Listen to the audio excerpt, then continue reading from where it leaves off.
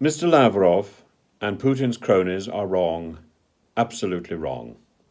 And they're proven wrong again and again by lying, by being racist, and by the sort of chop logic which works in their own propaganda back at home on Russian television, but it doesn't work in the wider world.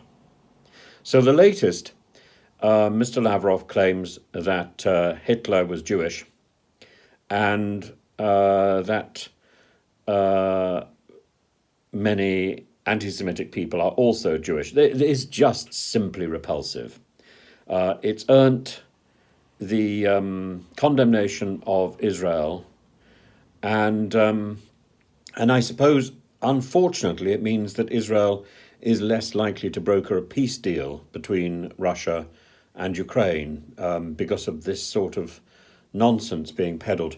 Now, why is it peddled? Because Mr. Putin and his cronies are trying to work out how they can sustain this fiction that Ukraine is a Nazi state when their president is clearly Jewish.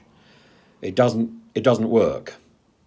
So they're spinning a tale which has worked on the home television. It doesn't work in the wider media and globally, and it's now proven not to work.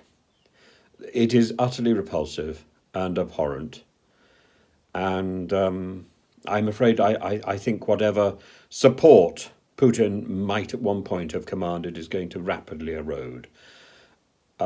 It worries me that Putin is going to be left increasingly isolated.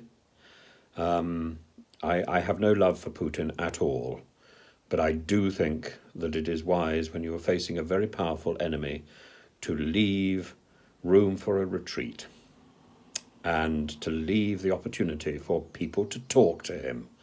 He really does need a good talking to, and he really does need someone to listen to him, but not to these rantings and not to this nonsense.